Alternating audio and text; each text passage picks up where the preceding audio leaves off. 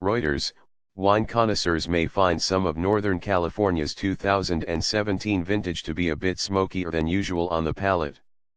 Wildfires have damaged or demolished at least 13 Napa Valley wineries, a trade group for vintners there said on Tuesday, but experts say smoke rather than flames may pose a wider risk to the delicate grapes still waiting to be picked. A spate of deadly wind-driven fires hit the world-famous wine-producing regions in Napa, Sonoma, and adjacent counties on Sunday night, near the end of the grape harvest, though 10% to a third of the crop remains on the vines, according to various estimates.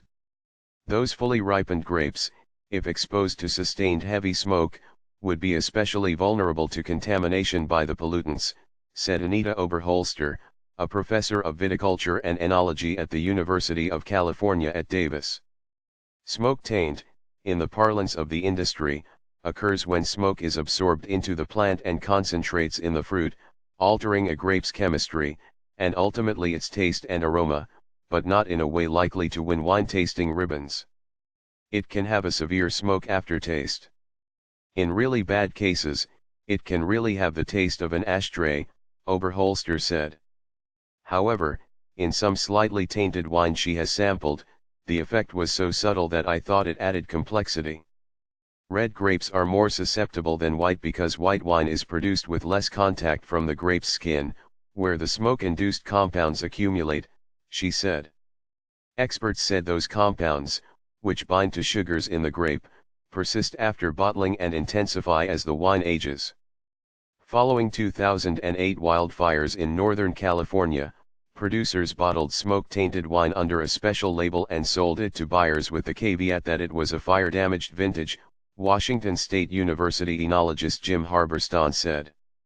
File photo: undamaged grapes are seen at the Kund Winery during the Nuns Fire in Sonoma, California, U.S., October 10, 2017. Reuters/Stephen Lamb/file photo. He said the trend toward higher hang time, the practice of leaving some grapes on the vine longer to achieve a higher alcohol content for a richer, bolder wine, may have backfired on some growers this year. Barry Waite, owner and vintner of Tamber Bay Vineyards in the town of Calistoga, said on Monday that smoke and ash around his property was light. "I'm not seeing much right now, just a little tint of yellow because of it in the air," he said by telephone. "If this happens and continues for 4 or 5 days, then maybe we'll see some effect."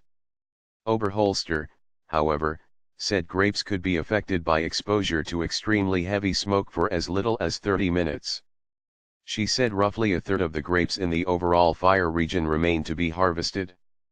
But the Napa Valley Vintners Association said 90% of the fruit raised by its 550 members was already picked. The group also said that most grapes still on the vine were Cabernet Sauvignon, a thick-skinned variety it hopes would be at relatively little risk. Neighboring Sonoma Valley, which produces even more grapes than Napa, was also hard hit by fires, but information about the scope of damage to wineries there was still spotty. Napa, Sonoma, and adjacent counties collectively account for 12% of the wine produced throughout California, but they are home to the state's most highly prized grapes, experts said. Retail sales of California wines total nearly $32 billion a year, and the state ranks as the world's fourth leading wine producer after France, Italy, and Spain, according to the Wine Institute's 2015 economic survey. Reporting by Ian Simpson in Washington and Steve Gorman in Los Angeles, writing by Steve Gorman.